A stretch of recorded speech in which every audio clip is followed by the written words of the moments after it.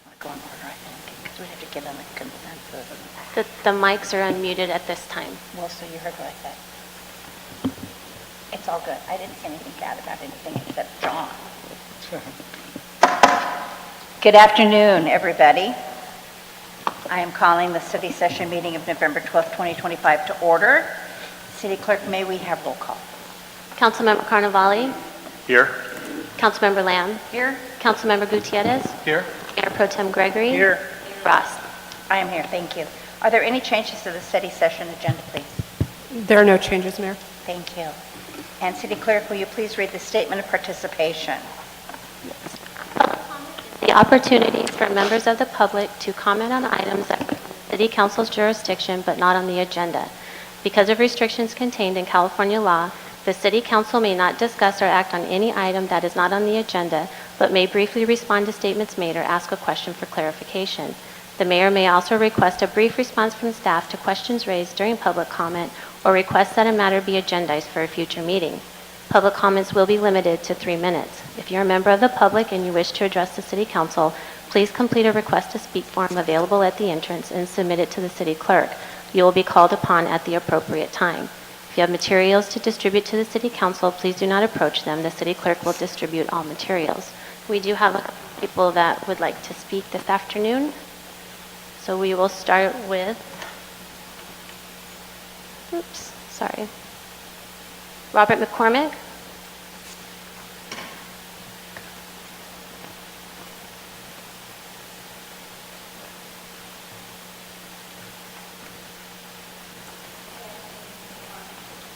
Good afternoon, Mayor Ross, City Council. My name is Robert McCormick. I'm a decorated United States Marine Corps veteran.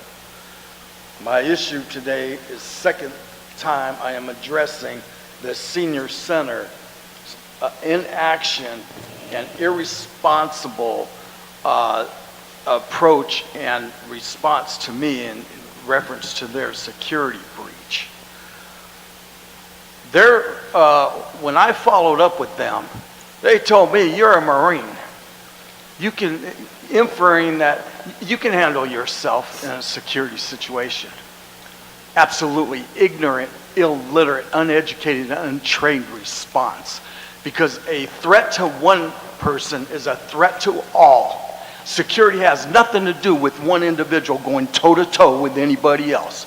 It has to do with protecting every single person that you are in charge of when they enter the establishment. You have a mandate to protect everybody at every turn of that clock that organization is open. Whether it's the public, whether it's the post office, whether it's FedEx, whether it's UPS, whether it's volunteers, cleaning crew, it doesn't matter. You're responsible for everybody's health, safety, and security. When one person is threatened, they are all threatened. And this body is enabling these people to continue their predatory and their perpetrator behavior by not. This place should have been shut down long ago the first time I mentioned it. A 70 to 75-year-old woman, her membership card taken away from her, probably her only meal of the day because she told me, behave yourself, they don't want you here. A 70, 75-year-old woman. These guys that are running this place is probably in their 40s, at the most probably 50s, and they're going to threaten. At first she was probably threatened to tell me that because I didn't know this woman from anywhere. I still don't know. If I seen this woman on the street, I probably wouldn't still know who she is. And she was threatened to tell me that by whoever. And then the directors of the center, instead of inquiring and doing an investigation and getting to the bottom of it, they take her membership and double down, quadruple down, and inflict more harm, more injury to her. This is insidious. I will not accept it. This 70, 75-year-old woman, including myself, need to be paid maximum punitive damages, and those responsible for that threat need to be imprisoned, allowed by law, maximum time. Thank you. Thank you, I appreciate your time. We do. Excuse me. Mr. McKechnie?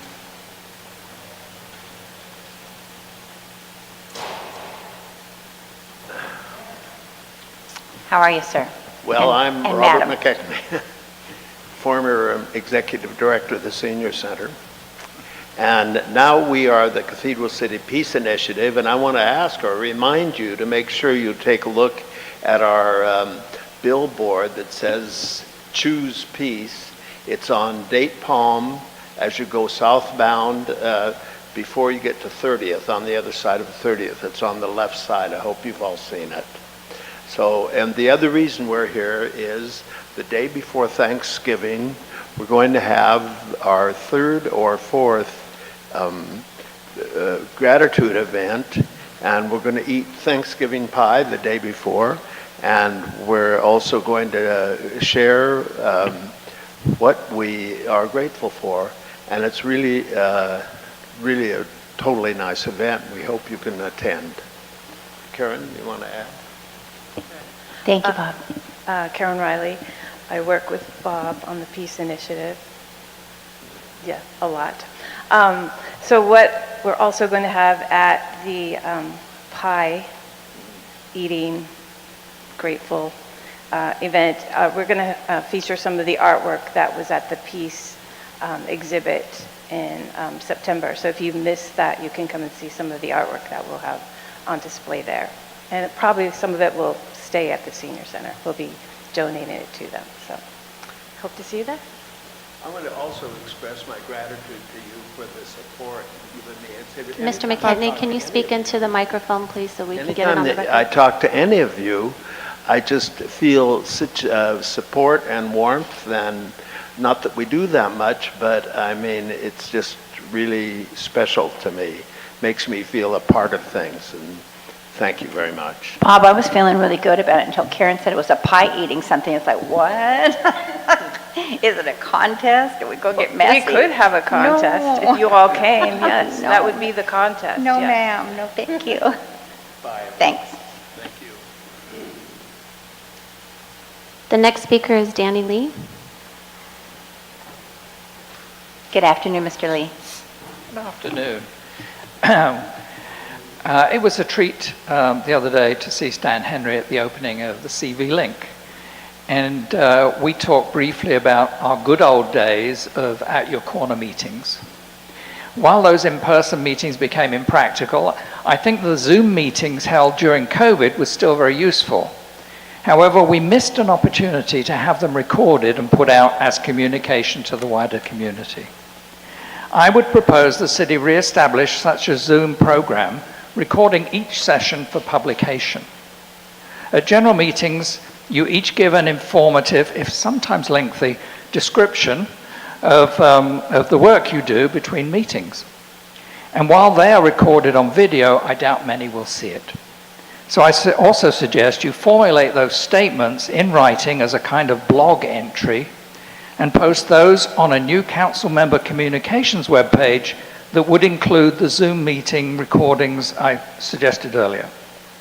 And hopefully those two measures would increase communication with the wider community on issues of importance to them.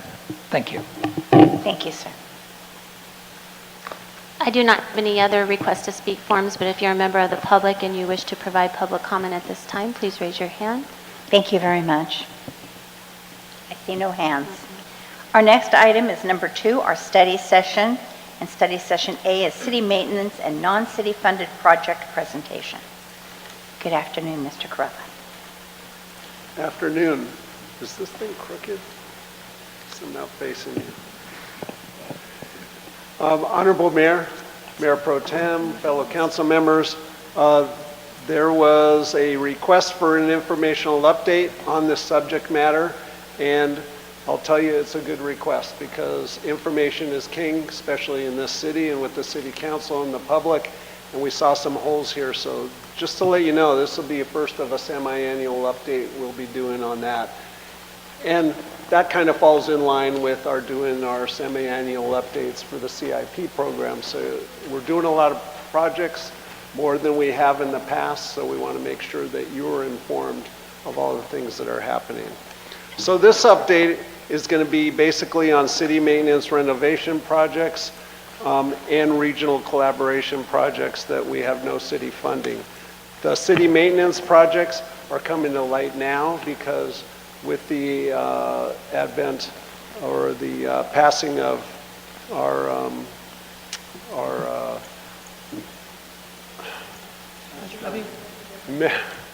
Measure W to get free up public works to do more things. We're starting to get a little more aggressive in being able to do things we haven't been able to do in the past.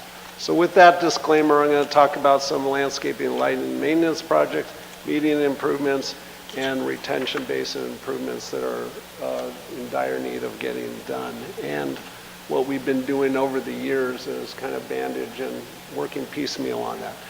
So landscaping and lighting districts. These came to fruition in 2001. LLDs were created to maintain public landscape areas that development and in areas weren't being able to be funded and taken care of on a regular basis. That created the funding initiative and the funds available to do that. 2009, 2010, we all know what happened back then. The economic downturn, state actions reduced funding in a lot of different areas. 2011-12, elimination of redevelopment agencies, the RDA. The city creatively used a lot of that for funding for some of these maintenance areas. 2013, we had significant public works maintenance staff reductions. But while that occurs, you still have a system that needs to be maintained, and it just gets older as we go along. So that had to be done. So to our Public Works Maintenance Division, that has shrunk, and then now it's increased to full capacity. I allowed them on the fact that they continued to maintain those 10 LLDs, medians, 9 parkways, and 11 basins, albeit not only with city staff, but with strategic contracts with on-call maintenance providers. So one of our goals on these landscaping LLDs and the landscape renovation programs was to transition to drought-tolerant desert landscaping, reduce water use and maintenance costs, beautify the corridors, obviously, and build reserves for long-term sustainability, and we're achieving those goals. So these are the main goals that guide our landscaping renovation strategy, and it aligns with our sustainability and beautification of the city overall. Progress highlights. Turf is converted to desert landscaping. We're actively and aggressively using CVWD rebates. We also initiated our own turf rebate program here at the city. We lowered irrigation and water bills in almost all our landscaping areas and even in our parks where we could. Installed drought-tolerant plants, decorative rock, shade tree planting. You see this around the city. 7 of our 10 LLDs, and you heard this when you had the last update on our LLDs from Mr. Bierzak, our finance director. 7 of the 10 LLDs are now maintaining positive fund balances. The other 3 barely make it.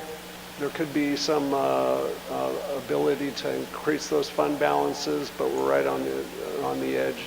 But we're not depleted and deficient in being able to maintain those. So, recent projects. We've had, you can see on the list here on the screen, some of the bigger ones. Shifting Sand Trail's obvious one. That was a bigger project. We wanted to get it all done at once. We had available maintenance funds. This happened a couple years back. We went to an outside contract to provide assistance. We came to City Council for that approval specifically because those funds were going to be expended at one time, and we really called that a project. The other ones, Patriot Park, the perimeter, you've seen those improvements. I'll show you pictures, Date Palm Drive, all these. They're all where we start piecemealing them. They're all not done at the same time. They're all done in portions and pieces as we can, as funding's available and as labor's available, meaning our landscape crews are available and/or our on-call contractors are available to do this. So they're all done in bits and pieces, and we use monies from different funds. If we can use our environmental fund, 246, to be able to purchase rocks and boulders that apply in sustainability and diversion, we will use those. A lot of the funding is already built into our budget. When we put together the budget, the 100 fund, which is the general fund, and the 243, which is our street fund that allows us to do medians and some parkways along the roadways, we build in to the maintenance portion of those these little bits and pieces of projects that we want to get done. So we'll either do them over a few years, or in some years we'll get to do them all in 1 year, but typically you're not going to see them all done at one time. They're done a little piece here and a little piece there, you know, catch as catch can. We have a rain event, just like coming up, we stop work, we're moving on to preparing for that.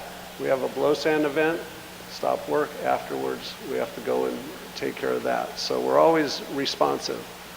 So just to let you know here, you know, to show the results of what we've done, here's the Shifting Sands project. That was the one that we came to City Council. That was $77,000, and that was along that whole north side of the approach to the Date Palm, or the Dinah Shore Bridge.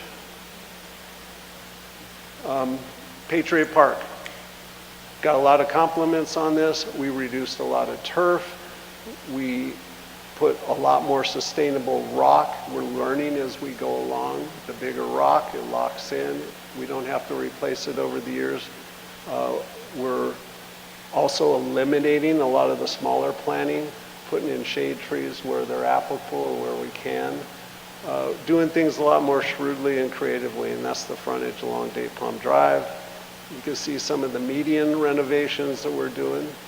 We've done 3 little pieces of that, and we usually will go into an area and it kind of becomes the target when we're doing other things around the area, improvements, such as in the Patriot Park area, that will also parlay the median in there too, with funds available within the maintenance budgets.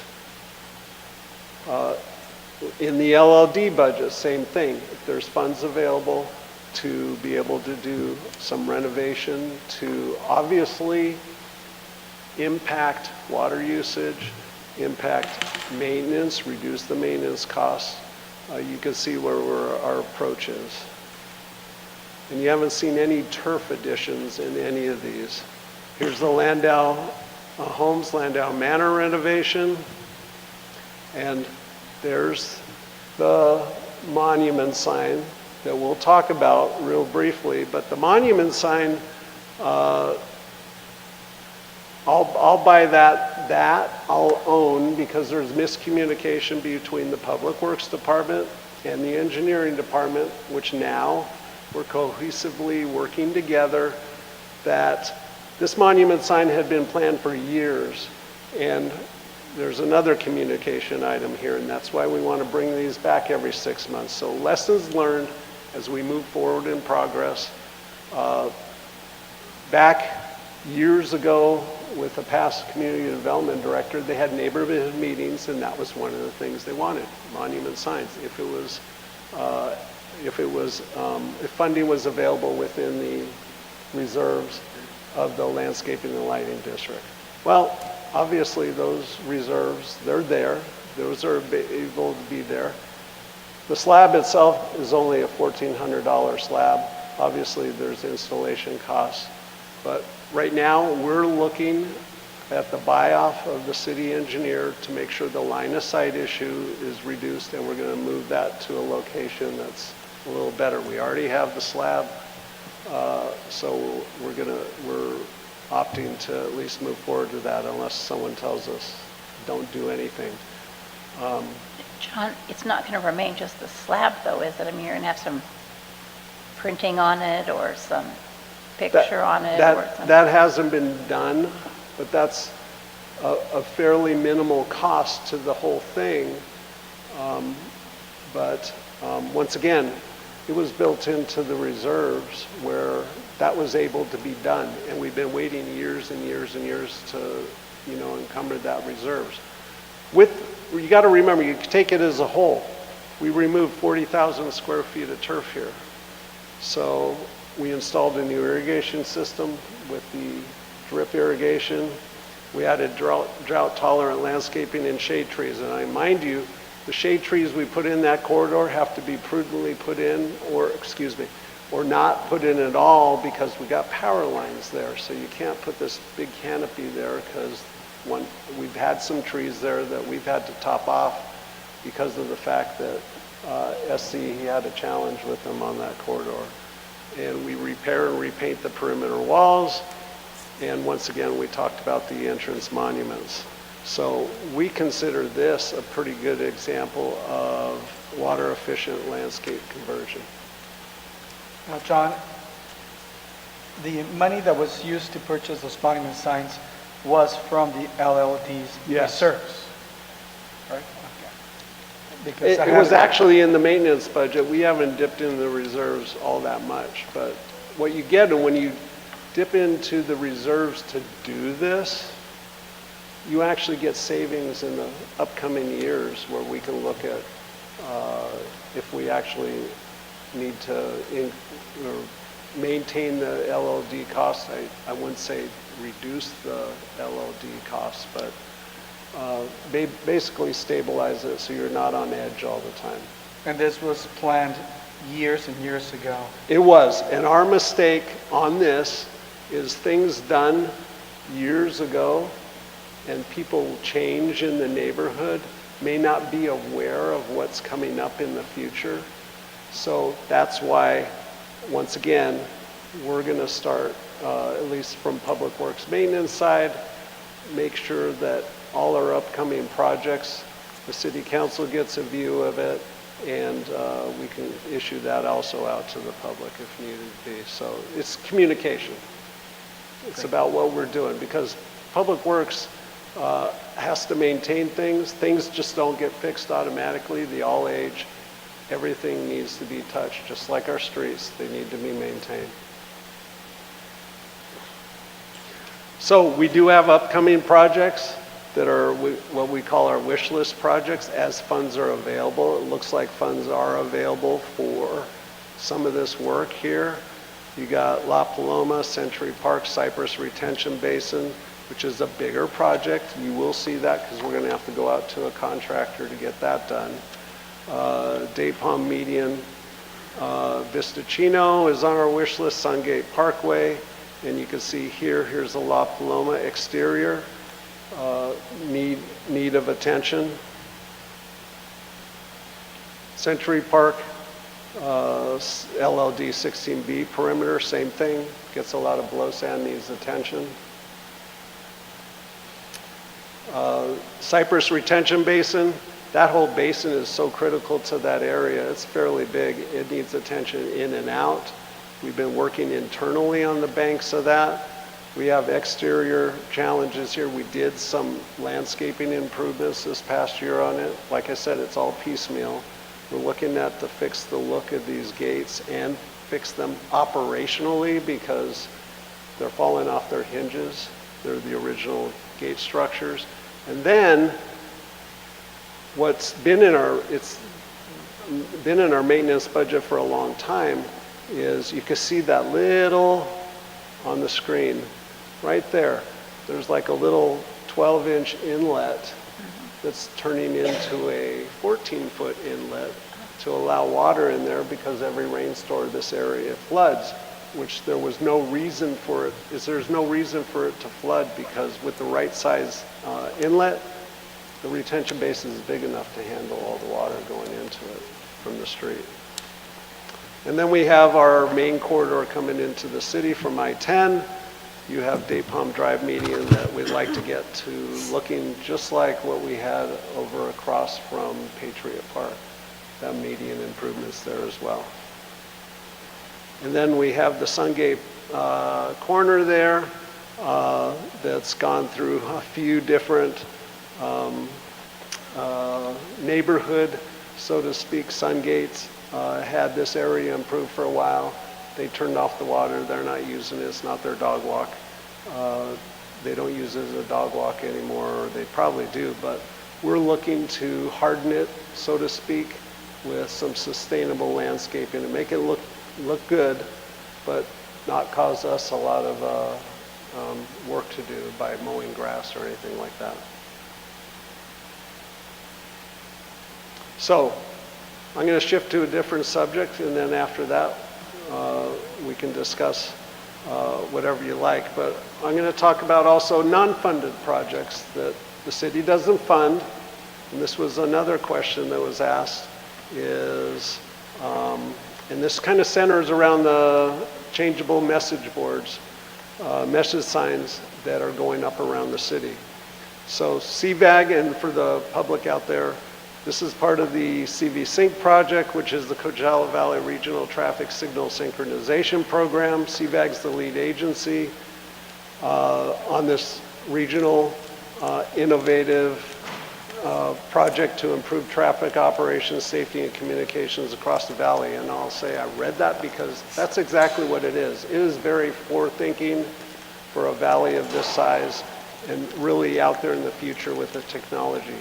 This city has been the recipient of the most equipment to improve an aging traffic equipment system that we had before. We had the oldest system before. Now we have probably the most advanced traffic signal equipment in the valley, all through the city. That parlayed with our HSIP improvements to our traffic signals. So we've been the beneficiary of a really good system, and we're working hand in hand with CVAG on this. In fact, CVAG had called me because this item was on the agenda, and they were kind of worried, like, what's going on? So focused in on the changeable message boards. From the onset of this, CVAG touted the fact that we have message boards around the valley, and you can see there's one at Palm Drive and Varner Road for Desert Hot Springs that's already in service.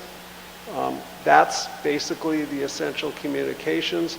Obviously, this one says drive sober, don't drive at all, but it can give real-time messages on events that are, or traffic conditions in the city based on Balloon Festival coming up, any of our events, any of the regional events, Coachella Fest, things like that.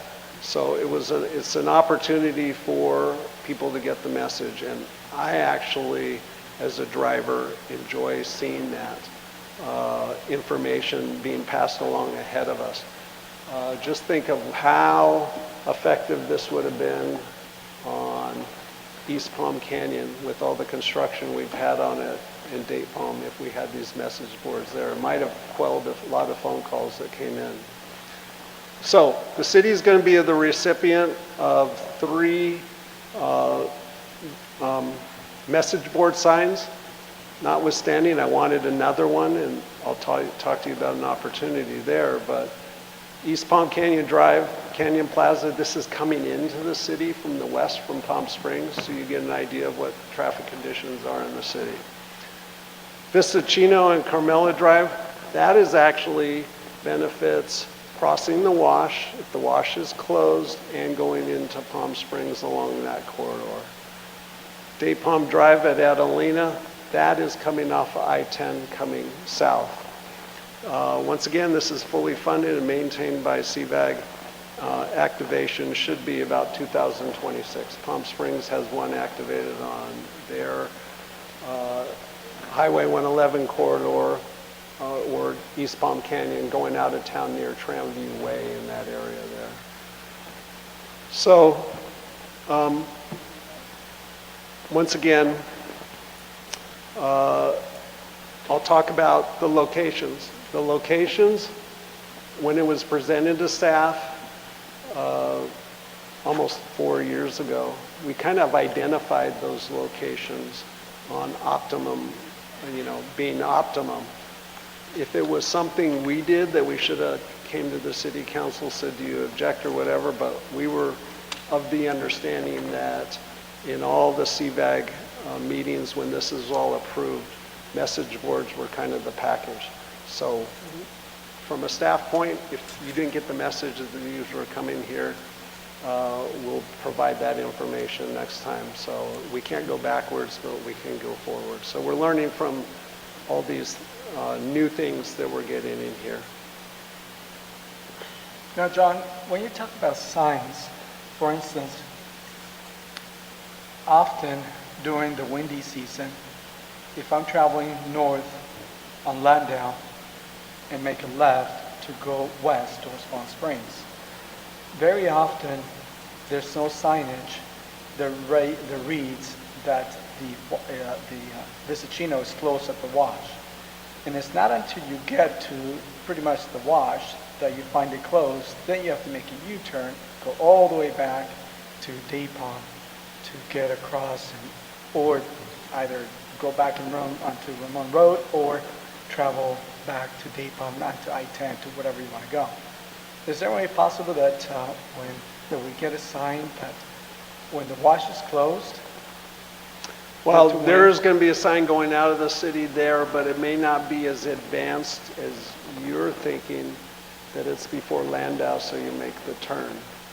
And that was kind of where CVAG wanted it, and we had the right of way that it doesn't impact people along that frontage there, because there is no people on that frontage. There was an opportunity there. So let's hold that, because I'm concluding in a couple slides and we'll talk about that. So you see the 3 signs around the city here, and I told you I had wanted one coming in from Rancho Mirage on that corridor there. And this is the one that's going to be, or it's already in place, the not activated on Highway 111 coming in from Palm Springs. This is the one coming off I-10, coming down Date Palm Drive, right past Visicino. And I'll just wrap up our prior conversation is Public Works Maintenance has a big commitment, and we want to maintain transparency with our city council updates that we're going to do semi-annual. From the engineering side, we're going to collaborate with CVAG and regional partners on anything we can get that benefits the city, and it's a low cost or no cost. Obviously, we take advantage of that, and we've done great things with that regionally, and it's recognized. We're prioritizing sustainability and water conservation, and we maximize the city resources for community benefit. So overall note, Public Works Maintenance remains dedicated to maintaining efficiency, transparency, and sustainability in all maintenance efforts. So I wanted to get that note because those guys work hard out in their field, and when Public Works Maintenance gets a job done, they pretty much invite everyone to say, look at this, look how it looks now. Going back to the message boards. So when talking to CVAG about the message boards, because they called about this, Palm Desert didn't want any message boards. So they felt they were too garish for the city and they didn't want them there. That's one city that when you go through on a weekend, you wish you had message boards because it gets pretty congested along at least Highway 111 going through there. Indio had a substantial amount of message boards, a couple handfuls, and they actually reduced the amount of signs because it got to be sign pollution. I think they had like 6 on the Monroe corridor going down to the fairgrounds, or to the where the Coachella Fest is, the polo fields. I was advised that there's actually message boards that are already ordered in storage that could be available to the city if we're inclined to add these. And my question was, well, as part of the whole information system, you guys are also in charge of installing the electricity and making sure the connection's there.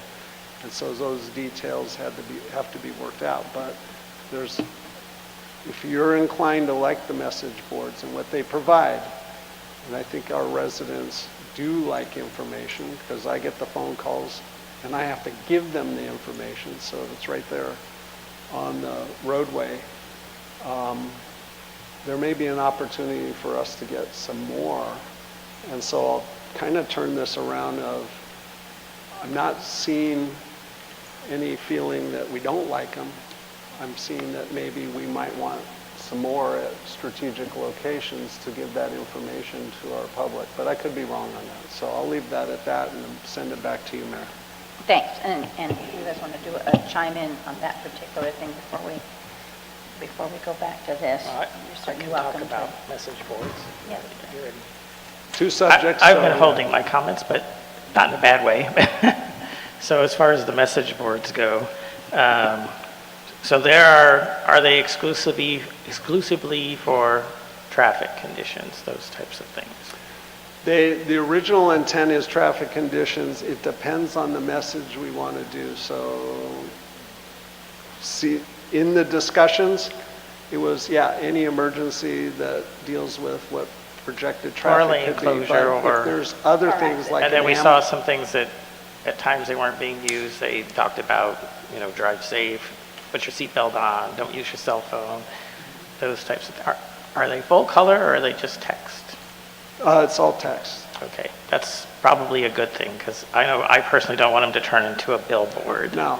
So that's why I'm asking. I'm not asking, I'm leaving it open to see what your answer was, but I am hoping that they are limited to traffic-related messaging, either hazards or advisements, maybe a silver alert or something can be silver law alert, amber enforcement related. alerts, anything traffic Like related or we're used to vehicular. seeing on the freeway. I was hoping they weren't going to come in. Although I love advertising our events and other things in the city, I was hoping they weren't going to turn into de facto billboards. But it sounds like there are limits on that, or if that gets out of hand, we can make a policy on that type of thing. Well, they are controlled by CVAG, and Well, my understanding is anything CVAG controls also can be controlled by the individual city. correct, but the content, and it's been asked in our meetings, and it's transportation, traffic related. So yes, amber alert, technically that's transportation, vehicular related. Silver alert, same thing. I got to watch out for that because I'm in the silver now. Those messaging. Okay, well, We often see I would lots say of- that's one thing, if it somehow turns into something else, we would have to revisit it at that time. But it seems like that is probably suitable. Concur. So, all right. So you talked a little bit about the look of them, and I think I had asked early on, can we paint the poles to something that's not rust colored? And or is that going to be, CVAG maintains it, so they're going to choose what color they can be? We actually, and I'm going to confirm because I can recall this so long ago. Andres, didn't we select the color? And we gave them the color. And that is Cathedral City orange No, or, they're not orange. The one on Date Palm is like a ship, where the barnacles go. You have a colored I'm up here paint. because I remember this history, but Andres has been knee deep in it. Maybe more the rust color that's No, in the not that- logo that versus color. the orange. We had problems with the real chart, that our color doesn't fit in the real chart. Correct. As John and our city manager mentioned, it's our rustic brown color that we have selected, similar to what we have in the entryway painted along the background here on East Palm Canyon coming into the city, where we have our Cathedral City sign. So that's the rustic brown or orange that we chose. It's not that color. It's close to, again, we're But trying to it's match not that color. So We're doing I'll our go best. back to my original question. If we don't like them, can we paint them? Yes. Okay. I'll look into this. Well, I would think so, because if we needed to ask CVAG and staff is saying no, I say we could ask on the governance side too. And I think that that alleviates some of the concern of, well, if they're ugly, you know, then we can get into, well, what do we need to do to make them better? And they might be all the same, they might be different depending on what's going on in that area of the city. Say a development comes in and it's got a certain color palette and they happen to have a sign nearby, just like you do with the medians. You kind of match up what's going on in the park with the medians nearby. It would make sense that we consider that we can repaint the poles. Because again, the one coming off of the freeway on Daypalm, it's kind of out there all by itself, but it's kind of, like I say, it appears to me to be the color of barnacle paint over, rust colored, rusty red. We were struggling with matching the color, making sure it was a Cathedral City color. I liked the purple, but it wasn't downtown, so we were trying to fit that perfectly. And as you just talked about it, I remember this conversation is like the real chart.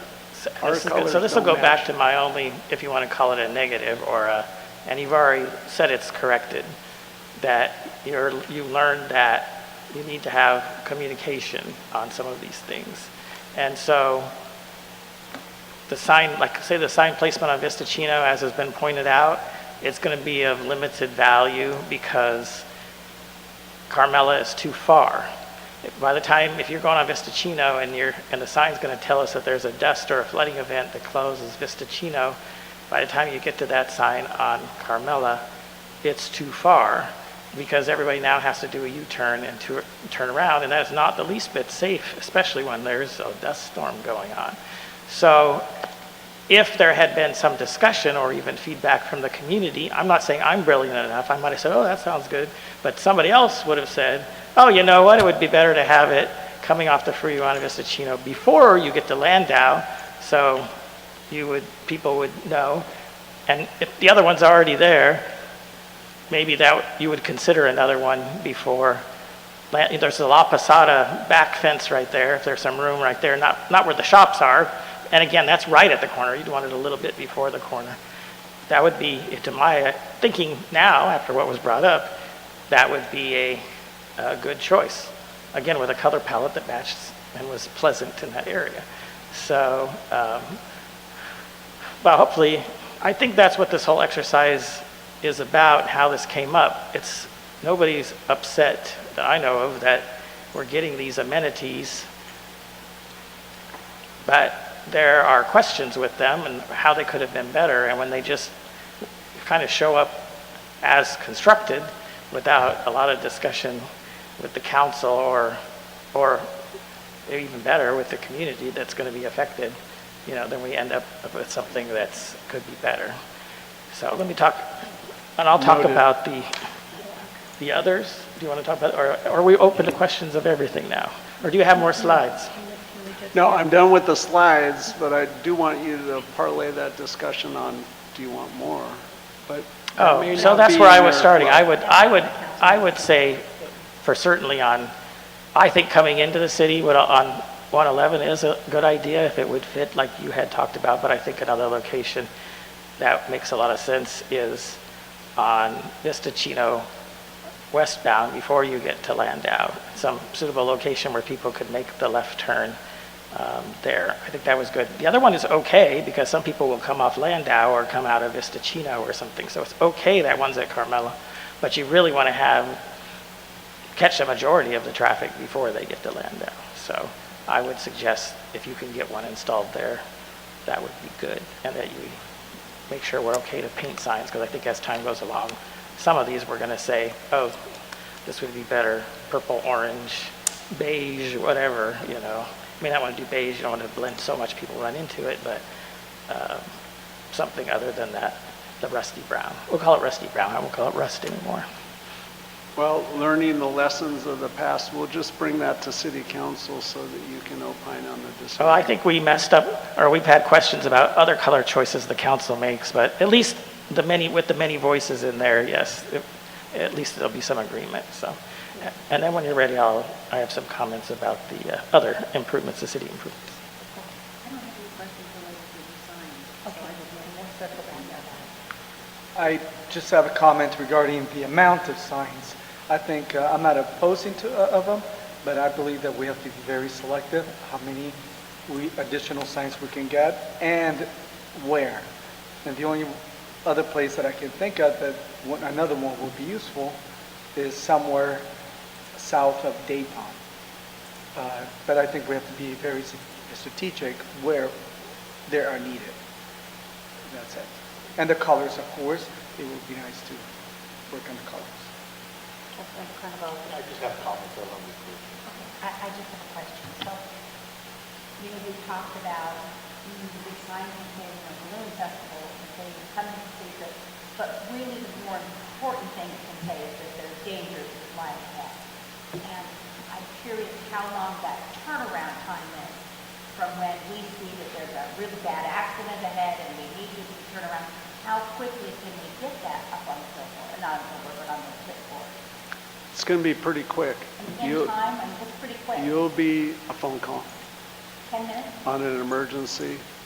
We haven't tested it out yet, but right now, when we call during working hours to the traffic control center, I actually complimented CVAG that someone picks up the phone and they'll listen, and a lot of times they'll do some real-time analysis. I've had questions on traffic signals, on what the timing is, and they'll be right in there and saying, in the last half hour, this is what the, timing's been and everything, so. I don't really know how that relates to what I just said.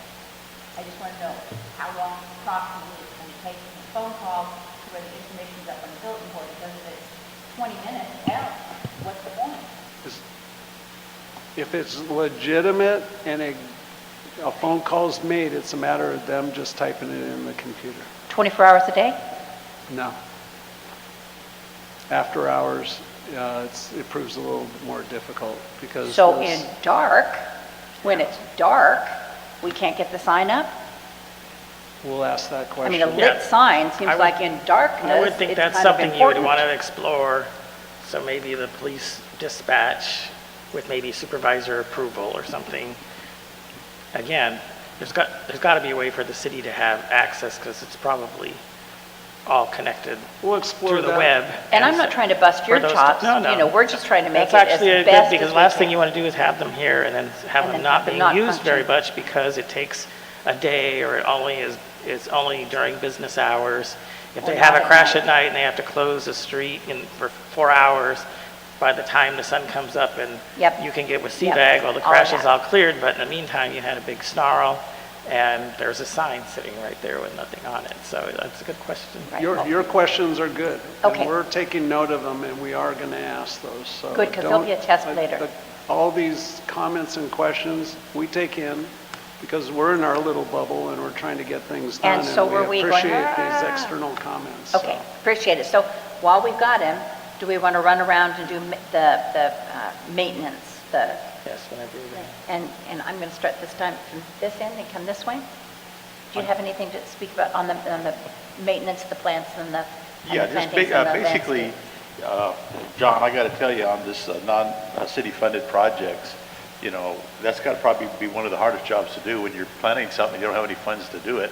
So I just want to say what a great job the city has been doing, finding these little areas that need some attention and some blight areas that you can be improved. I think you're doing a great job with that, and I'm really encouraged to continue to do that. I like the way you take funds that do other projects and you take a little bit here and put a piece over there, so that's really clever with doing that. I just want to commend you on that project there. As far as, yeah, I really think that it's probably, there's a solution to, you said we call it business hours. I would assume if they're 9 to 5, let's say there's an accident at 6 o'clock on traffic hour, there's got to be some. So it's a great question, and I think that's probably, I love the idea of having this in our city. So that's it. Thank you, Mayor. Thank you. Councilmember Gutierrez? Thank you, Mayor. I believe that the maintenance that you're doing throughout the city and many LLD areas is wonderful. It will definitely improve the way our city is viewed by people that are driving through. For instance, La Paloma On 30th, it needs a little bit of work, and all the other areas that need to be worked. Now that you have the staff, I'm sure you can budget which ones you can tackle at what time. And of course, the costliest ones might have to wait a little bit longer, but I'm happy to see that you're actually doing something about it. Thank you. Thank you. Councilmember Lamb? Thank you, and thank you so much for your presentation. So I have a couple questions. The first is, first of all, great job on that Perez Road. That looks so beautiful. So my question had to do with, we initially had talked about having all the curbing red, and I don't know if it was a decision or it was just part of the discussion, but anyway, not all the curbs are red. There's still some areas where people can park in that bike lane. And just the other day, I saw a biker, and they were kind of negotiating between the bicyclist and the car, because the car was going to pull into a restaurant along there, which has parking on that. It's part of the contract. It will be done when it's closed, before it's closed out. That'll all be red? All be red. Oh, okay, good. That was one of my questions. Okay, perfect. And the second is, you had prepared this for all the council persons. This was in 2024, and it's great because it's a rundown of the projects that are specific to our district that we can use our capital improvement funds for. And the first one was the improving the basketball courts behind Napa, which we did during COVID, and that was a request from a resident.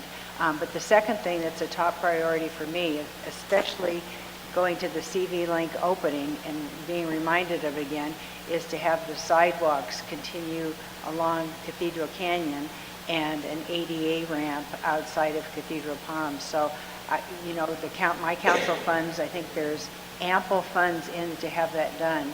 So I don't know if it's ultimately going to be connected with another project along Cathedral Canyon, but whenever you've got the people, go for it, because that would be a huge improvement.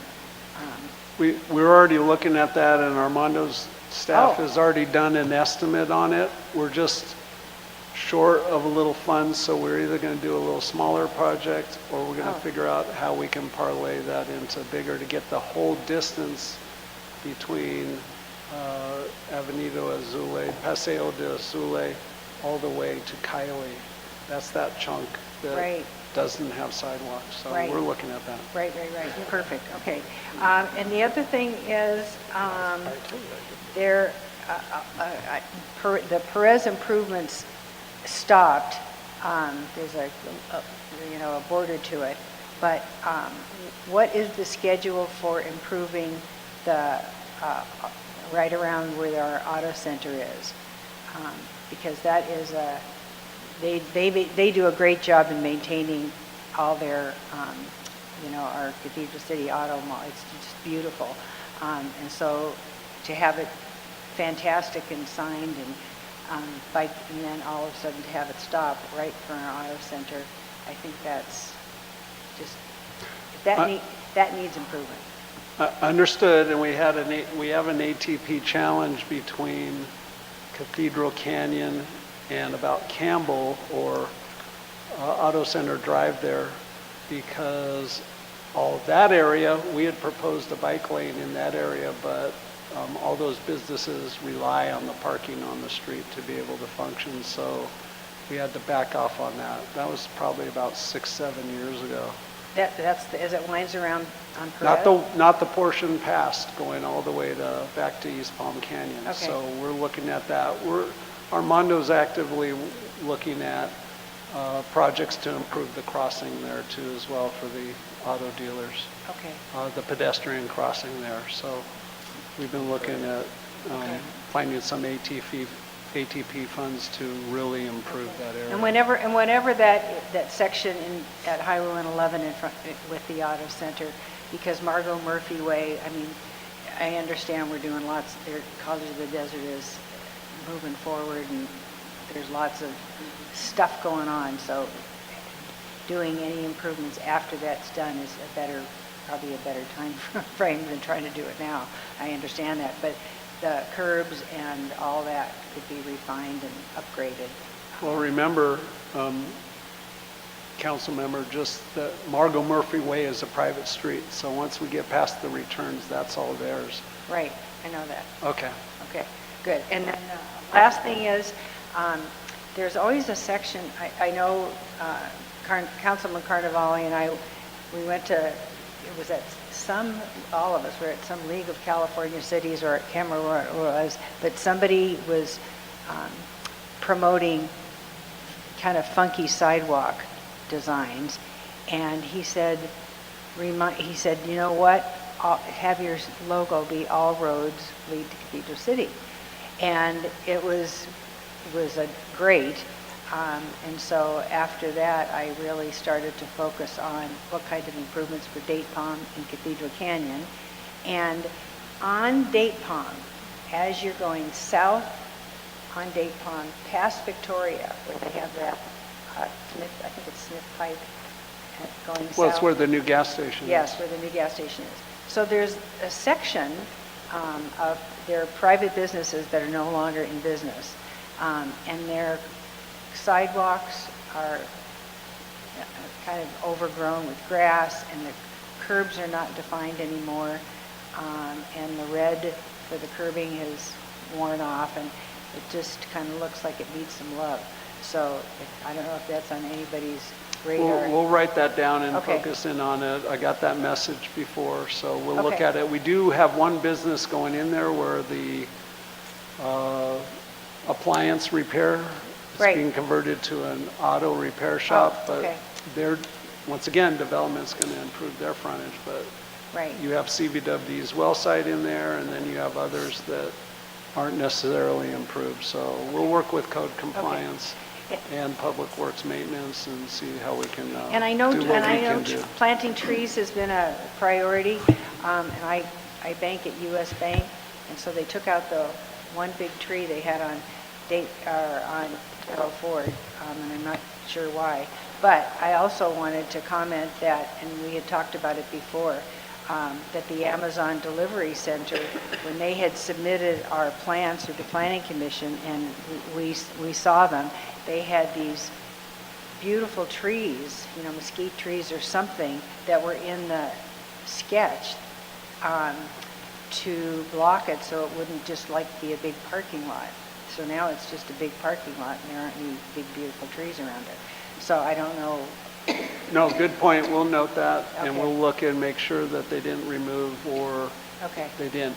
Just to let you know, in what we've done, and through working with our planning section, when we're doing entitlements now, we're having developers essentially bond for a whole year of landscaping to make sure that they mature. Oh, And nice. or they do a cash deposit, and then after the year, and if not, if they either have to replace what's dying, or they get the sign off and we give them their money back. So we're just making it a little tighter, Right. and making the developer more aware that he can't just put it in and forget about it. Right, because that ends up being a very walkable area. I mean, there are pedestrians that walk around there, and, to have more trees and to have more, coverage that is better in the long run, and I don't know how we can hold people accountable, but those businesses, their responsibility is to provide that to our residents. So, anyway, thank you. Thank you for your time. Thank you, Mayor Pro Tem. All right, thank you. Thank you so much for this presentation and for the discussion on communication, because you're really hitting it, I think, right on the nose. Planning and communication and your staff, and I know Deanna's here, but you've really done a good job over the years with the lighting and landscape districts. I think we note every time they come up for renewal that most of them, whether back, like you're saying, they're back in the black, or so much so that you're not needing to increase anywhere close to what legally they could be increased.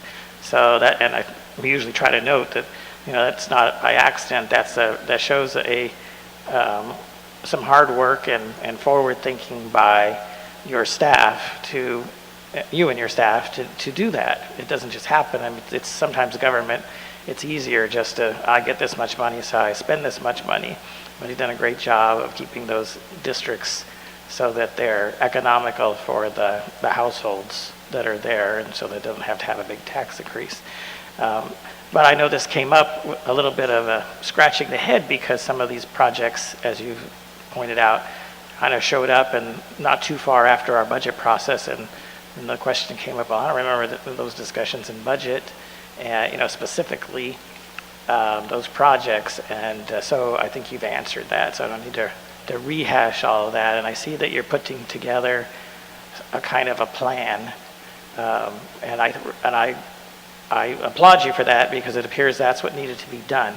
I concur that it's great when we see these improvements, and the ones I've seen, I like them a lot. I like the rock a lot. It also discourages camping, those types of things, or people walking in areas where they shouldn't be walking. So that's another plus for that rock choice. So I think the choices that have made have been very good. There's been some questions about the monuments, and again, almost like the changeable signs, maybe a little discussion.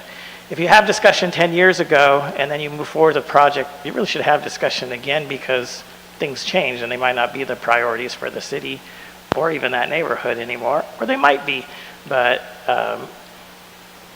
that's too long of a period. When we're doing things like that are so visible, there really should be some interaction, and that's always measured. But it sounds like you have at least plans for that in the works, so I wanted to thank you for that. And because it's easy to say, oh, well, these are improvements and they're great. It's almost I equate it to how it was in the past, getting to be more of a distant memory, where roadways would get done. They would just kind of show up with the contract and they would get done, and then we would say, well, who could complain that a roadway is getting done? Well, but the truth of the matter is you have winners and losers because all of the roadways, or many of the roadways, need to be redone. So there needs to be a plan and some type of scientific or a reason why we're doing them in this order. There needs to be some kind of an articulable reason. And so it's great that these things are being done, but I think the question came up is, well, where did that come from, and what made that the next project on the list? So it sounds, if I'm hearing this correctly, that almost like you did do with roadways, you came up with a plan. Roadways are a little different. You actually had a company come out and measure it. You don't necessarily need to do that here, but you're coming up with a list so that the most important ones that fit in with whatever funding and time that you have are going to get done, and some aren't just going to get forgotten because there was no list and it's just going off somebody's memory. So am I getting that correctly? That's your intention is to actually do that kind of a plan? Mayor Pro Tem, yes, and I'll compliment Deanna, who's done this organically for years, and she's done a really good job at, doing a lot with a little.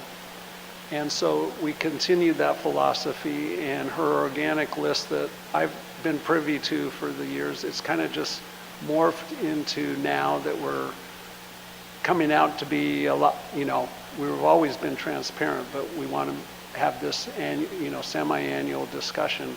We'll formalize it more with our targets, because if you saw on the list that was provided with you, there's a lot of notes of what we hear, opportunities, when can we do this and that, and it's all based on funding and time available with crews and or available funding with our on-call services. So yes, we're getting there.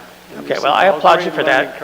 I think that is really the way to go, and I'm not faulting it in the sense that we were a smaller city and we function differently, and in many areas, this isn't the only one, there's been many other areas we've learned we need to kind of mature into a more professional city where it's not that bad things were happening, but now we're going to do them in a more structured way, and it's not going to be dependent on necessarily one person or what is being remembered or what somebody's complaining about right now. When we had people complaining in the past and we told them we'll get to it, and somehow we're only working on the ones right now because that's who's in our ear. We don't want it to be that way. We want it to be, well, what's real, what really needs the attention. So I applaud you for that, and I look forward to the semi-annual presentations. Thank you. Thank you, Mayor. Thank you very much. So I just have a couple little bits. One is I noticed.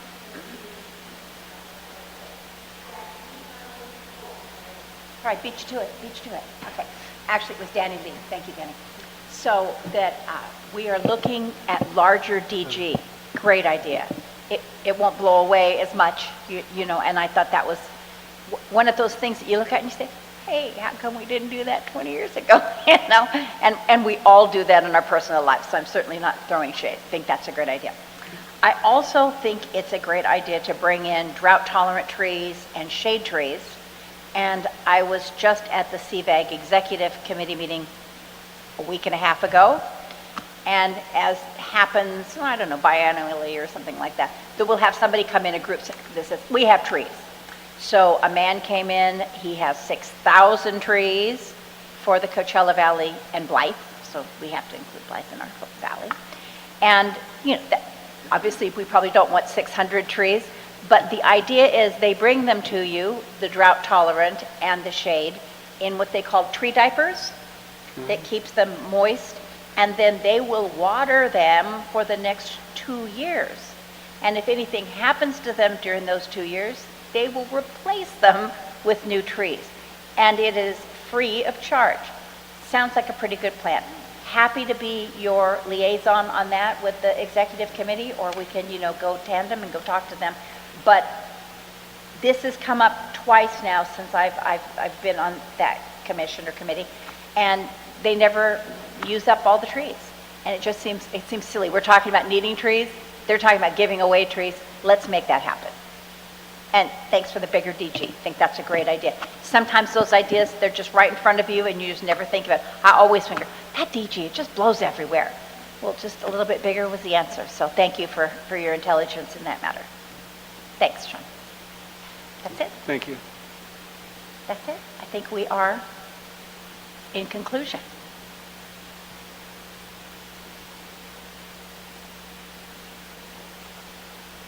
Okay. We have some public comments. Yes, just with him. Danny Lee. Mr. Lee. Well, this will be much shorter because you stole most of my thunder. First of all, I just would agree that compared to where we were in 2016 when I moved here, the city looks so much better. So congratulations to the team. I was recently at the APA conference in Monterey, and one of the big discussions there was about urban forests, new to me, but the idea of having the trees in your community creating a forest. One of the things I haven't seen in any of the discussion is the 1,000 Tree Initiative that we started. December 10th, 2018 is when then Mayor Pettis announced that program. And I know we were on top of that for a couple of years. I don't know what's happened to it since, whether we ever got 1,000 trees planted. With the free trees that you're talking about, we need to add more, and I think 600 would be a good start. Some of the things that the shade trees do in an urban environment. Energy, it reduces the need for energy for cooling. It reduces ambient and surface temperatures. And my favorite word that I learnt, and may not be able to pronounce, it increases evapotranspirative cooling, where the cooling from the leaves actually cools the atmosphere. So they also add to our air quality in general, which, you know, we're getting a lot more storms.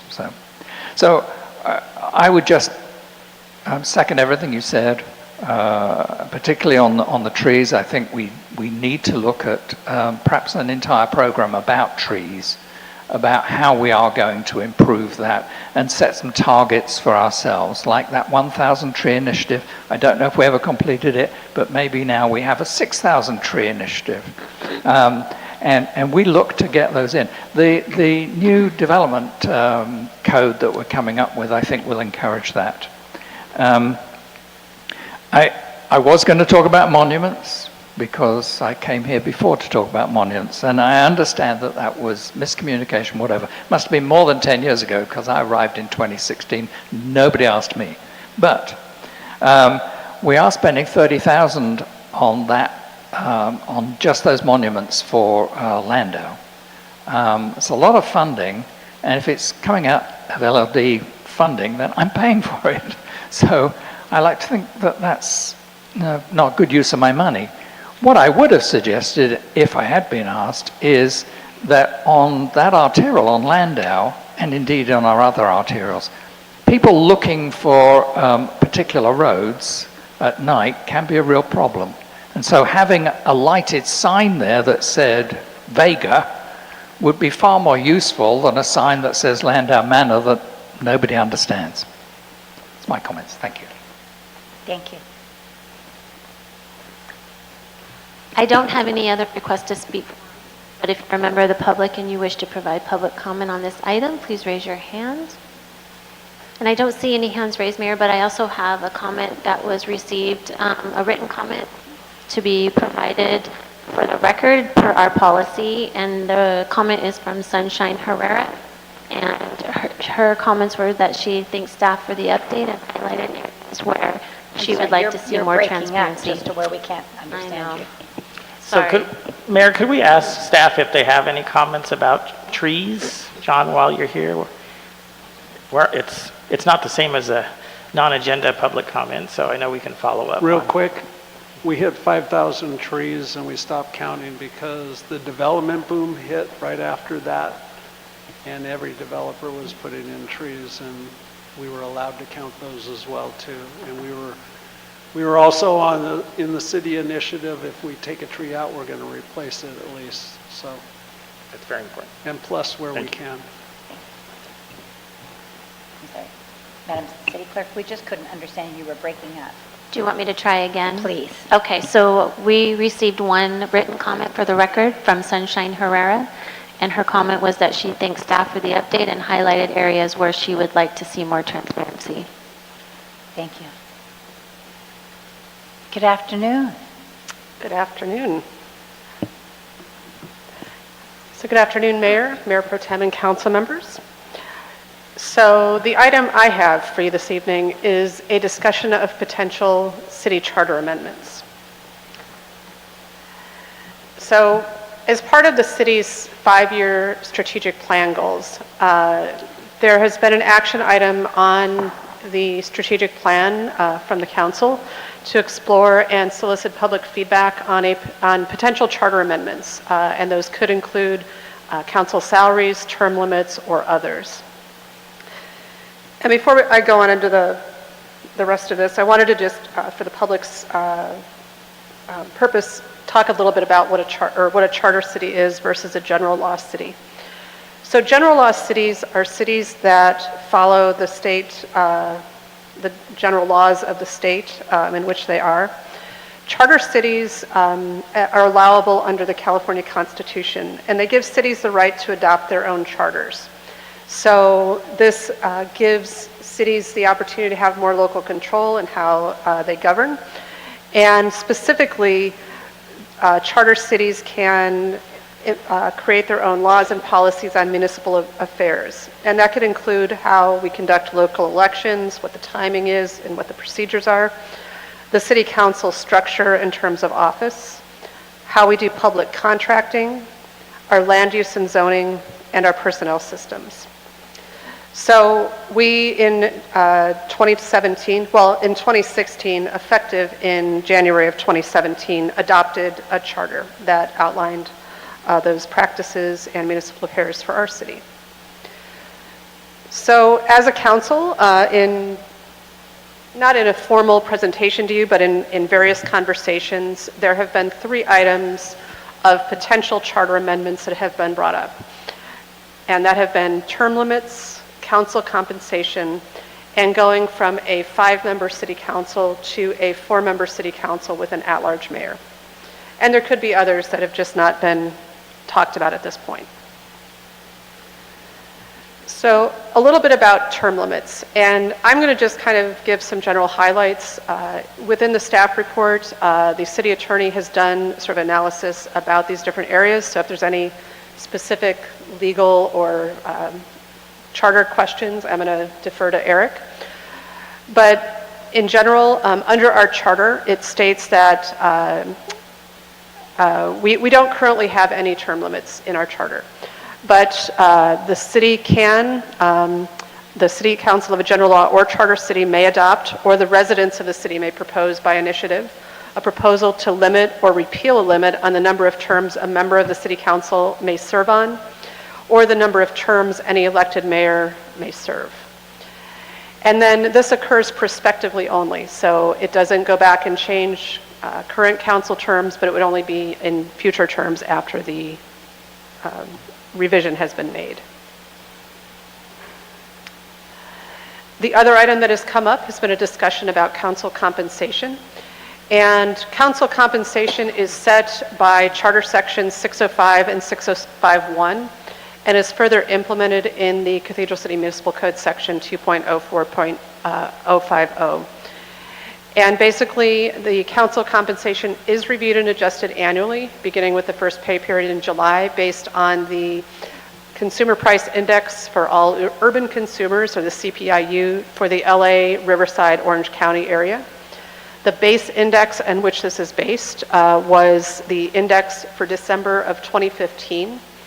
And regardless of what the CPI increase or decreases, in no case shall the salaries be increased by more than 3% in any given year or exceed a maximum of $2,500 per month.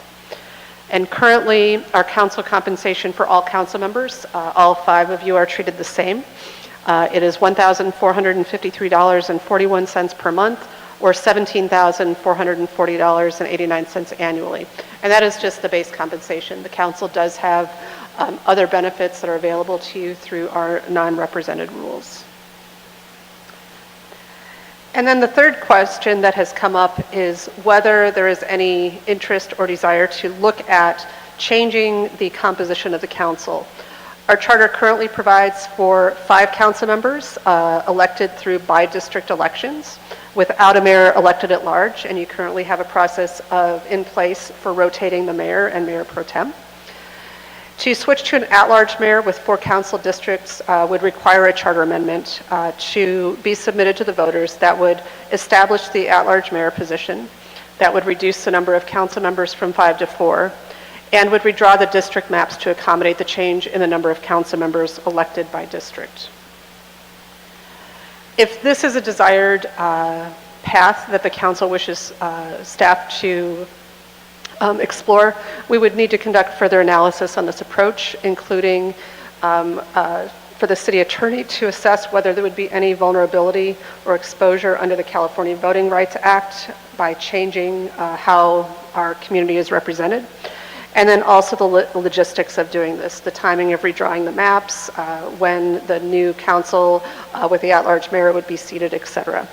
And we would have to also assess just the further budgetary impacts of doing that and hiring those consultants, which we don't have at this time.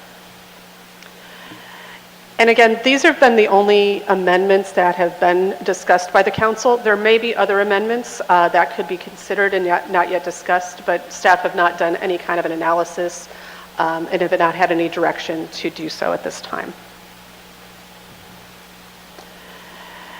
And so, just briefly, the charter can be amended either by council bringing a measure forward, or by somebody from the community going through the process to fund an initiative to propose changes to the charter. As a charter city, if you wish to change the charter either for one or multiple areas, you can do that as a one ballot measure. That would be to change the charter, but would explain which areas of the charter that you wished to change at that time. Anything else to add to that, Eric, or is that good enough? We're good? Okay.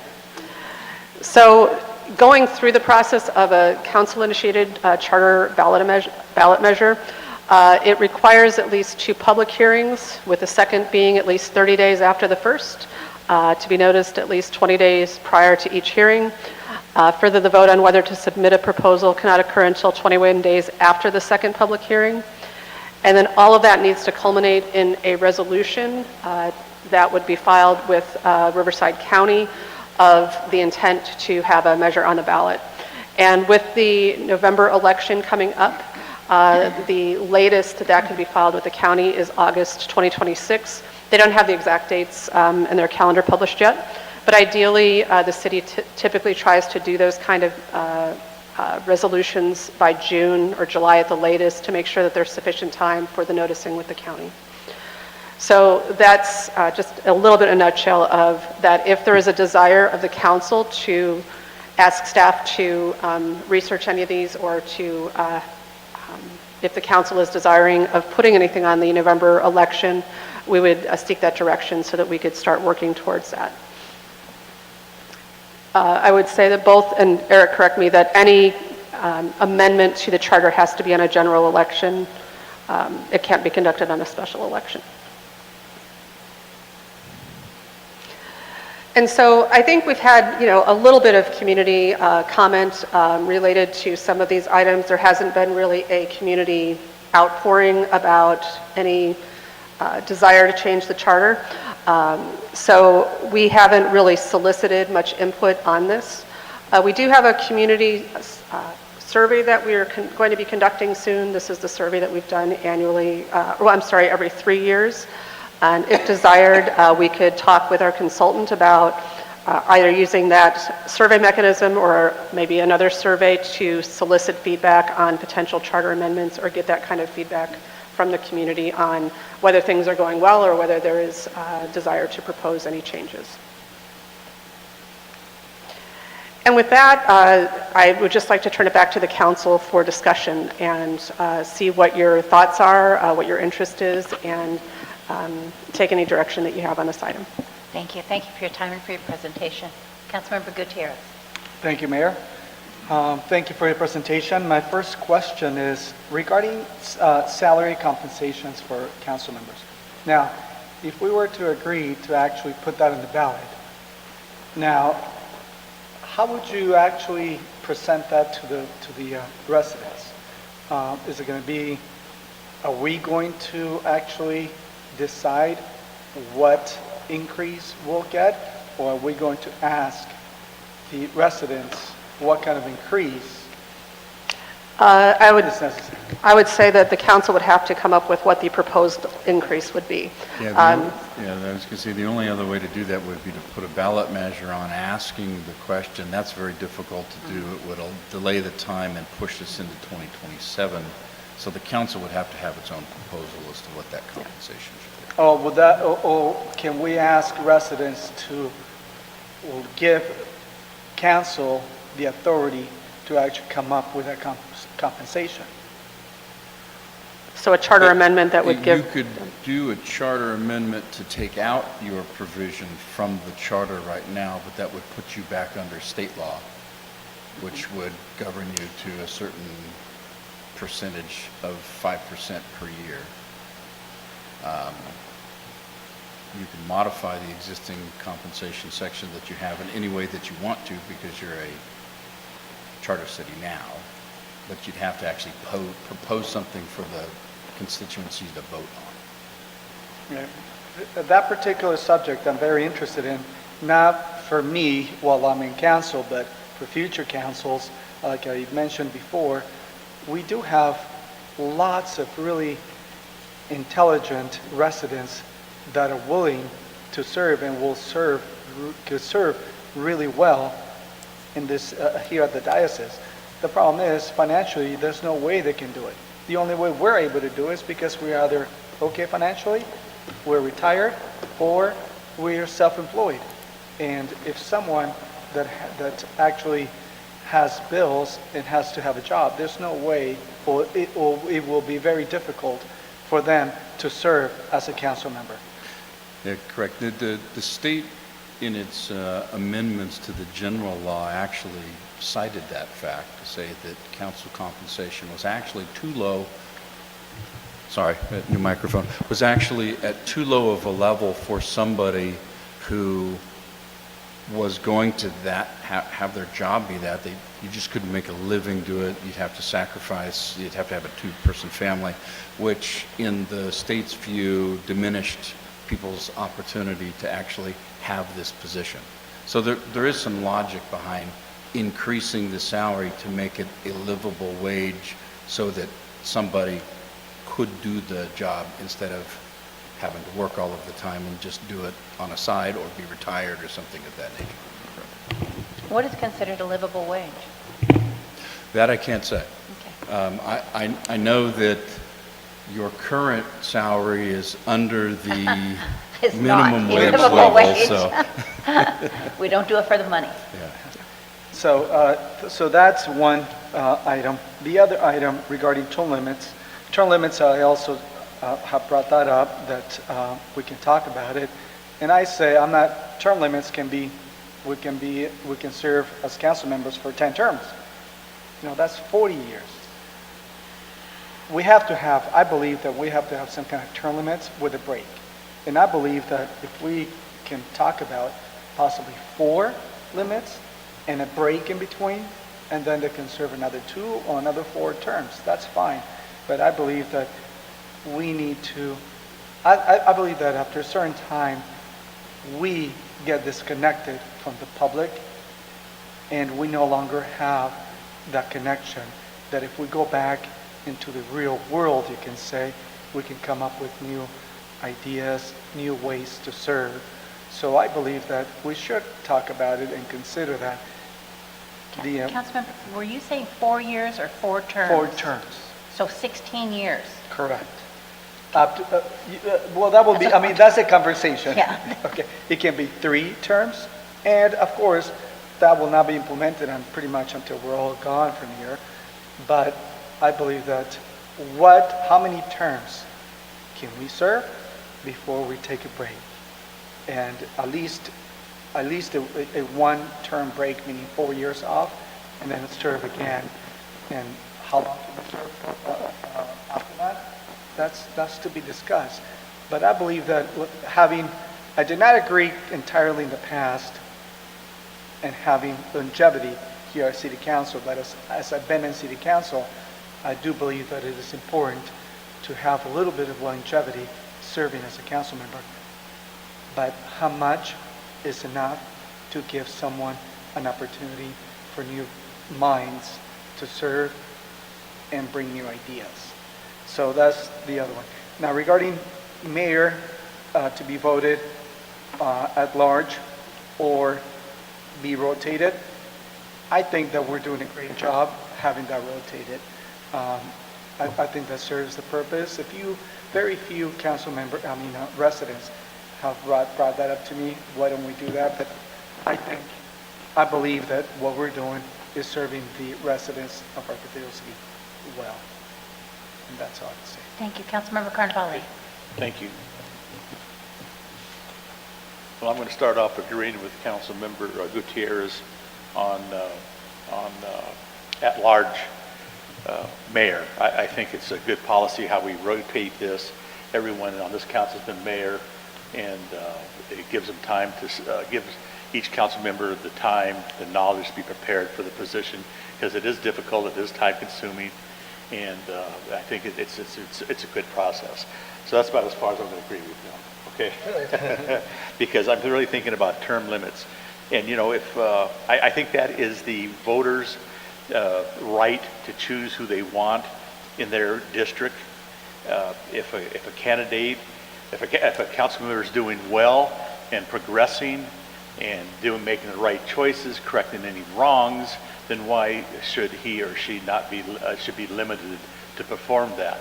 Now, I don't know where you came up with the disconnect. I think we get better and connect more as we go. At least I do, and I feel more eager on that. So I'm not really for that. However, if this council agrees to go with that, I have no problem with it. I won't be upset with it. But I really think the choice is up to the residents to choose who they want in their district. And I think we talked about that large mayor thing, and I just touching back on that. It would kind of disrupt the whole district thing, where we only have 4 districts instead of 5. And I think it's opening a can of worms, and if it's not broke, don't fix it. So that's my on the term limits. As far as compensation, I don't believe any one of us on this council took this job for the great pay. It's for the love of the city and wanting to improve the city. So I think the compensation has been for me always secondary. I don't have a problem with where it's at right now. I don't need to make a living off this. And I think, like the city attorney said, you keep it at a level where somebody's not going to apply or run for this position just to have a job. Just one question I have on that, city attorney. The 3% was that cost of living increase. It can't go over that. Can the charter say we're going to give 6% a year? If you changed it, yes, you could change that percentage. The only reason you're limited to 3% is because that's the existing charter language. That's what existed, but I think you could also change the base year too to a higher year. You could change the base year, you could change the maximum of $2,500 per month. You could, everything you see in that language up there, you can change. yeah, okay, but it still have to go on the ballot, correct? Have to go on the ballot, Okay, correct. so my recommendation is to change for a 6% CP, cost of living increase, leave the base where it is. I don't think this position is for the money, but it does help. So if we have to go visit places or what have you, or buy some new clothes or something like that, you know, for events and stuff, so that covers that. So basically, I would be for either leaving the compensation where it's at or increasing the cost of living yearly, but leaving the base pay. So if I understood you to say that if we change the maximum, it would be like, say, 6% or something, but it's still based on the CPI, that whatever that number is. So it just can't exceed that amount. I don't know, and we'd have to study how much it has increased, annually. Well, like for instance, like you said, we do about 14,000? Your current compensation is $1,453 per month. If you do 6% of that's like $100. So that'd be like another $1,200 a year. You know, so I think that's fair. But to raise it any more, the base pay, I'm not for that. So. Yeah, council member, but as our city attorney mentioned, that was already stated by the state that it's a little too low, that we have to come up with, not that we don't have to, but it is a little too low, and it gives us the option of actually increasing, not for us, you're talking about yourself, that you don't need the money, that's good. But for future council members that are potentially intelligent and that can serve the city and the residents well, yet they do not have the means to take the time to actually take time away from their job and serve as council members. That's where the disconnect, I feel it is. This has become, like I mentioned in the past, some sort of reverse racism that only if you're retired, well off, or self-employed, you can serve. That's the only way that you can actually do this. There's no way I would have been able to serve, even though I'm sure all of us have come up with amazing ideas serving the residents. I'm sure there's younger. So did you mean it's an economic, you said racism, so I don't get the connect between someone of a certain race couldn't afford. Economic. Okay, discrimination. Yes. All right, just want to clarify, because when you start throwing out the R word, we need to be really clear. No, this is economic when it comes to, we're just, the only, you can say, like I mentioned, the only people that can serve here is those that are financially stable. And like I mentioned, retired, self-employed, or you can say kind of financially well off in order to sustain themselves without this income. And I think we're eliminating a lot of really bright minds that can serve in the city council. Well, I would think, and I can understand the state's position on this, because I think historically, for councils like yours, these are intended to be part-time assignments. And I think all of you sitting in the dais also know that it is way beyond that in terms of the time that you participate in, whether it's the council meetings, meeting with constituents, attending other boards and things like that. So I can understand trying to find the balance in that. Well, I don't think that has anything to do with the compensation, it has anything to do with it, because, you know, there's SCAG meetings, there's CBAG meetings, there's all these other meetings you go to, Long Beach, that takes a week of your time. Right. So if it doesn't fit in the program, unfortunately, maybe that's not the right time for them to participate. I don't think by raising the money is going to help them. If they can't get off work, they can't get off work. I'm sure they could be intelligent, ready to be able to do it. But I believe what he was saying was it would increase the pot size. That the people, we all came because we were able. There are those out there who are not able, but if there was an additional salary, perhaps they would be able to join our pot. Okay, well, that's where we just The rest of us disagree. make some comments too. That's where just where, Let's turn it to let me just finish No, up here and I'll be one finished. comment. I know you're biting at the chomp, Well, Mayor Pro it's- Tem, to it's- get up we here. have- But we the have way I things feel, that are this isn't a position that you do for Nobody's financial cutting you gain. I'm sorry, I said this isn't a position you do for financial gain. It's able to serve the city. It's not what the city is going to do for you. So I believe I said what I had to say. And thank you, Mayor. Councilmember Lamb. Oh, all right. Hello. So I think the discussion is interesting, and I'll have some comments on the different items. But to me, this isn't what there was a comment made, if it's not broke, why fix it? And I think, to me, that's kind of this whole discussion. Is there a portion that's broken so much that we feel like we need to get in and start tweaking with the charter? Or are there preferences here and are there preferences there? So I know I've been asking city management, this is on the goals, and in my opinion, if we're gonna do an election in '26, we should have spent all of 2025 working through these details, going to the public, finding out what they want, analyzing it, seeing if some of that made sense, some of it doesn't make sense. So I feel like if we're gonna do it in 2026, we're a little bit already under the gun, because to me, it's not what ultimately it's what the council votes to put on the ballot, but it's the people's charter. And it really should have a lot of input and thought from the people of Cathedral City, what they want on the charter. So I wanted to kind of just start with that, because I think that's a question we need to ask ourselves ultimately, is it too late now to do that process and put it on the ballot in 2026?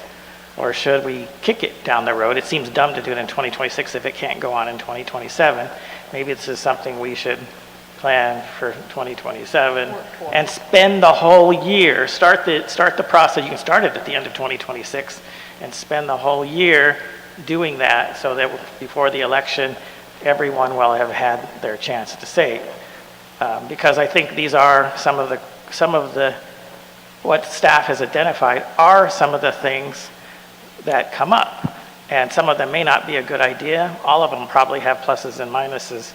But I ultimately think it's and I think my colleagues agree too. They're trying to shortcut by helping this process by offering what they've heard and feel. But I think that it would be better if we don't assume that we get a lot of feedback from people. And especially if we're looking at how much, how many years, all of these different things. We might pick something out of the air or something that we see another city doing, but what do the voters actually want? So that's the first thing I say. So I will touch though on some of the things. I think it's been hit for the council compensation. This is a real quandary sometimes, because I know I don't necessarily want people that are sitting on council because they want a job and they're not doing it for the right reason. So, and we all have, when it comes to election time, we'll have people that will talk to us or come up to us. I know I had it happen. They want to know how much it pays, because they want to know, if that's a job that they would like. And while it's work, there is this element of public service to it. So we want people that aren't necessarily just looking for a job, but have the dedication to public service. To a certain degree, we trust the voters to vet that out, but it can be problematic. And while we are a larger city than we used to be, we're not super large where it really has to be a full-time job.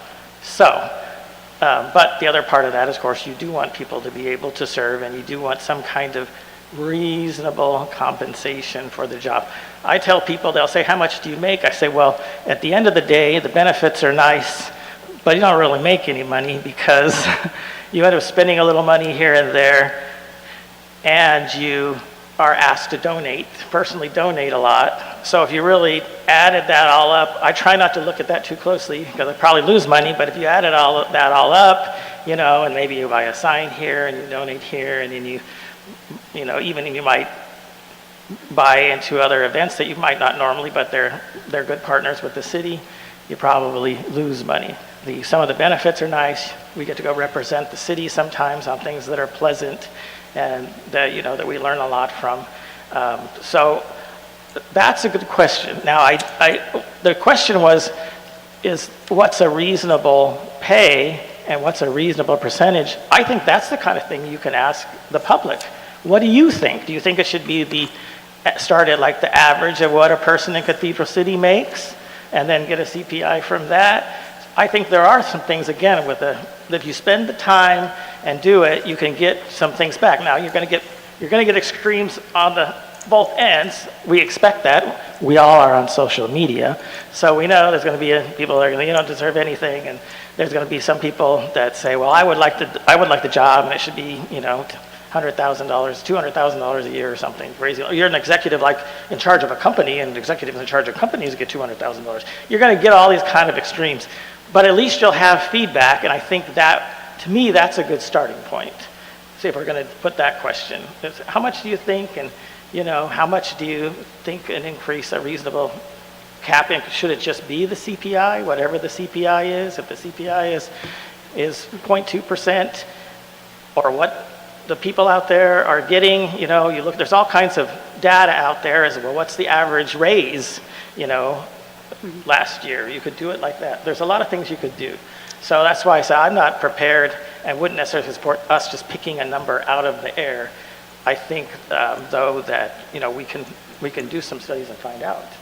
And I know that we, staff a few years back had done some analysis, I think at least in the local, our Coachella Valley cities, of what the compensation was. And I mean, from at least a starting point, we could at least look at what your local market is. I know that doesn't address what the potential council goal is having a more balanced compensation amount that could open doors for more people to participate. But Mayor Pro Tem, I think you also brought up a good point about, again, expectations, that I think there's sometimes a community expectation that the council's making a lot of money, which you're not. But it's also an opportunity to teach and educate the public about council manager form of government, that you are an elected board to be the policymakers for the city and to represent the interests of the city, but you also hire a city manager to be that CEO basically for the organization, who is the professional manager that runs the day-to-day operations of the city. And so it isn't intended that the council, we're not a big city like Los Angeles that has, a strong mayor city. And so that is, I think, that balance of, what is the appropriate amount, and, what is the public going to accept, and what is an opportunity to open some doors for others to maybe participate in the process. Good. Yeah, and the only thing else I'll add about compensation before I go on to the next is that I have a hard time believing that an increase in compensation, I would have better chance if it had a lot of public feedback, but I have a hard time believing that that would pass, just if it was just increased compensation. You can make that argument, and again, with a lot of public feedback, but if it's a standalone question, I would think we're wasting our time and energy and money on that, because it's probably not likely to pass. As a package of reforms, it might make sense. And what I didn't put on this slide, but is in the staff report, is 605.1 addresses that if there were layoffs or staffing reductions that, or other impacts to staff salaries, there's also a procedure to reduce council compensation sort of in alignment with whatever the reductions are. And that could be part of the discussion, although I haven't ever heard anybody say that's not fair. If we're going to tell the police they have to take a 3% cut, we should take a 3% cut. But yes, that's fair for you to point out. So let me, without trying to take too much time, let me move on. Term limits was one of the things that was brought up. We have some neighbors that have term limits. Again, that's a plus and minus. I agree with my colleague that it is problematic sometimes. The problem with this is it's really based on the person.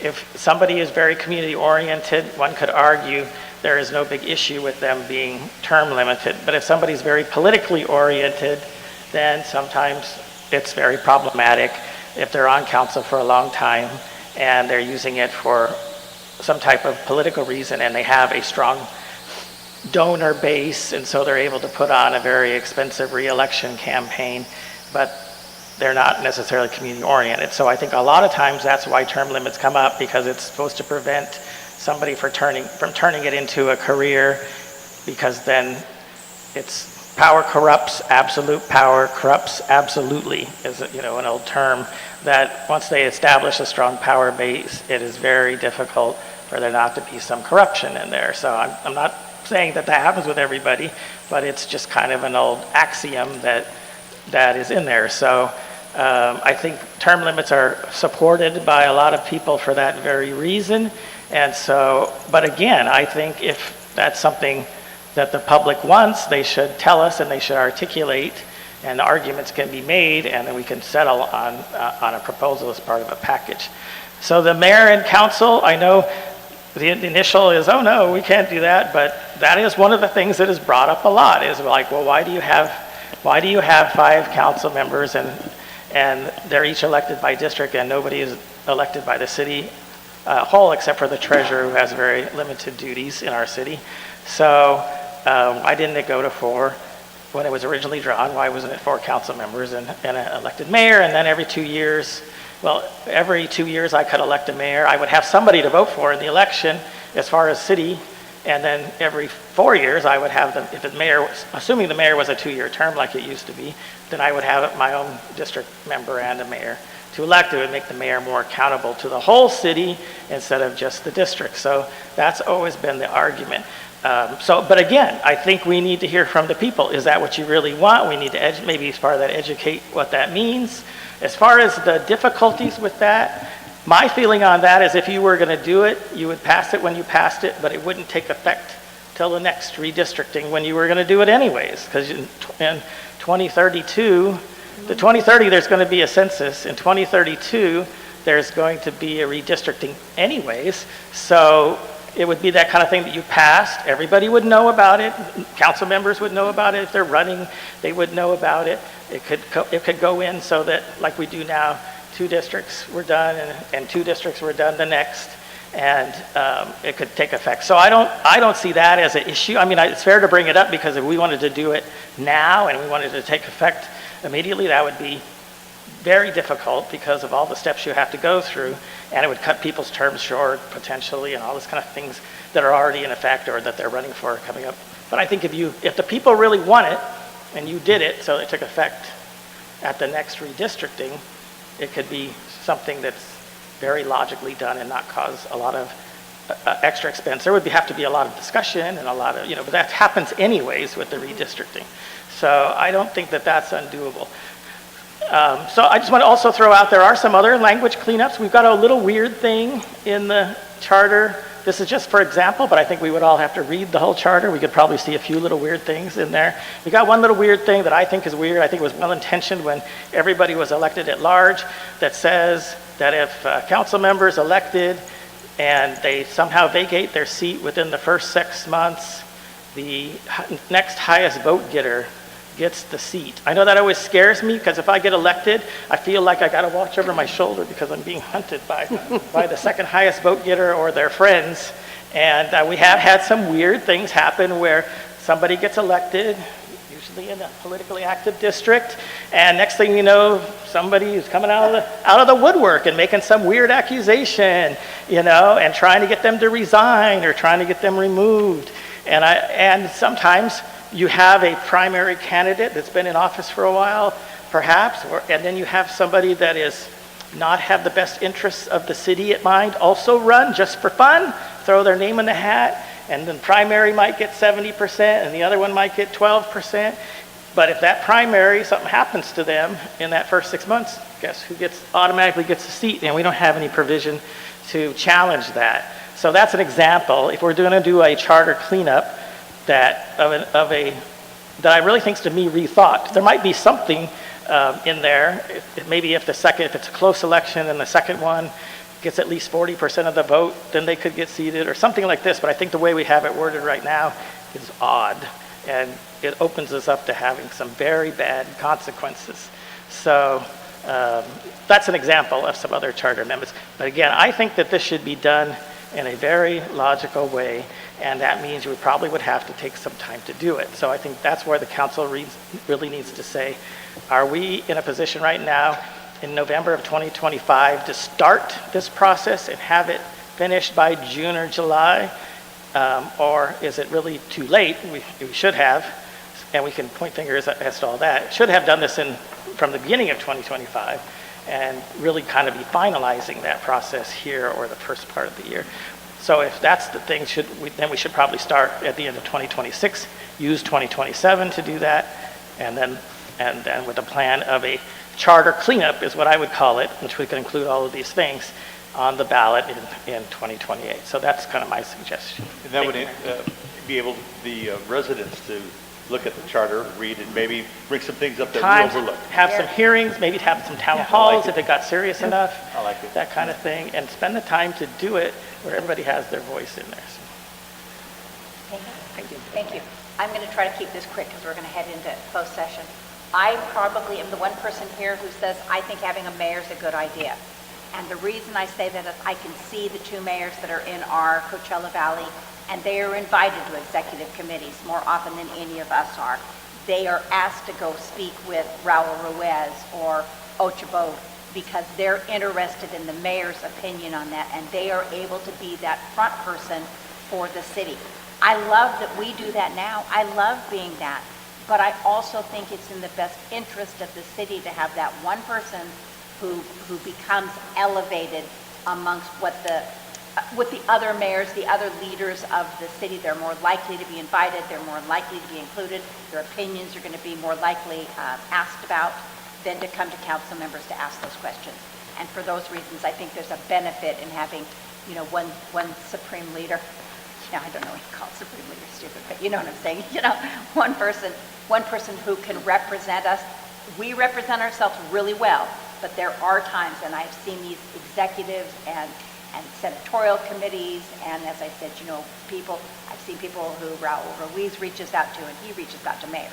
And so they get that benefit of representing their city in an elevated way that council members do not. So that would be my opinion on that. Other than that, I would like us to recess into, yes, ma'am.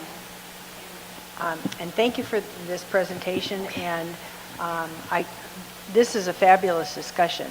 And I am all about education and communication.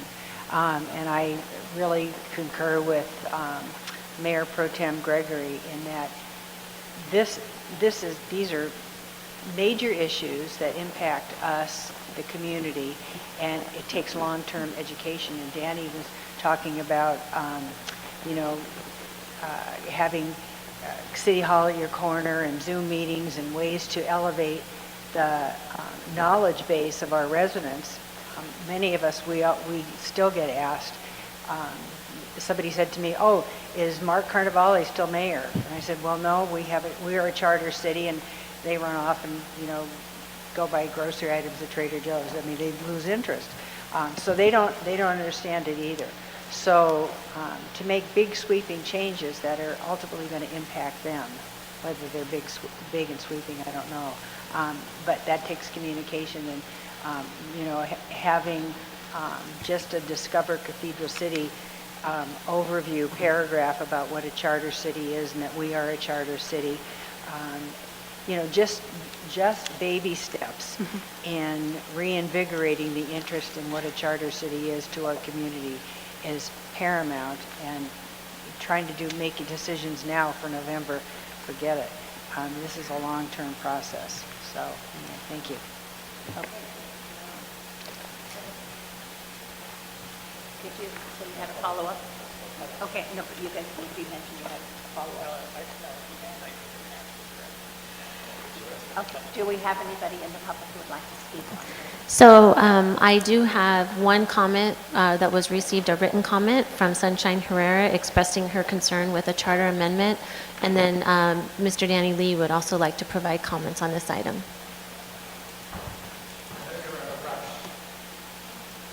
But I only get 3 minutes. I should remind you that I am the least well paid in this whole assembly here. So I'm agreeing with Mayor Pro Tem first that there's a lot more cleanup to do. I looked through it, and Section 601, a lot of language that was put in there to bridge between the old system and the new system. And we've been in that new system now for a number of years, and so we need to clean out all that. I'm a great proponent of very clear language in these documents so people can understand them. Agreeing with Councilmember Gutierrez that we should be discussing term limits. He brought that up in his very first campaign for this job, and it was, I've still got the little flyer that he put out. And I'd agree again with several of you that that needs to be a discussion with the public. Let me get to the mayor very quickly. One option which wasn't mentioned and I think is worth consideration, and that is that we can have the mayor's role as a non-voting member. So that would be an additional person. Then we don't have to redraw the districts. We remain with our 5 districts. The mayor is a non-voting member of the council, represents us externally, as you were talking about, to government. And we can look to Long Beach and Bakersfield for examples of how that works in their cities. And it's used throughout the US, so it's not just that one option of having an elected mayor and getting rid of a district. Regardless of any surveys that might be proposed, and I know we do those annually, I support the idea of public meetings and consultations where residents can voice their ideas on changes to this charter. This is an opportunity for real community involvement, similar to the effort that the city made with Measure B. Remember those huge public meetings we had, lots of voices, and also recently the community center meetings where 1,000 people have given their opinions at public meetings. While surveys provide passive and anonymous participation, public meetings allow those with strong opinions a voice in the process. Thank you. Thank you, sir. Okay, we're going to be going in. So, again, I think, to me, the question is, do we want to do the process now and put it on try to get it on the ballot in 2026? But we have to realize it's going to take up a lot of the time and energy of the council and the staff between now and June. Or do we want to give staff direction to resurrect this as a charter cleanup, and we can do some interim work in between, but really start in earnest maybe late 2026, at the latest the beginning of 2027, with the idea being that in early 2028 it could be decided and potentially put on a ballot in 2028. Good with me. Yeah, I believe we kind of heard that from everybody. choice That's two? what they want. I agree. Yes. Right. So staff, you have your direction, right? Very good. Thank you, Carter. All right, we're going into closed session now, and we'll see Yeah, you all Mayor- back in just a little bit. Mayor, I do have to announce the 2 items that we have. We have an item of closed session with anticipated litigation. There's only one matter, and then we have a conference with legal counsel with regard to one item of existing litigation, and that's Cathedral City versus Fantasy Balloon Flights. Thank you. And Mayor, I do have a comment that we received written for the record on item 3B under closed session, and that's from Mr. David Kozlow expressing his concerns with legal fees and posed 3 questions to council. Thank you.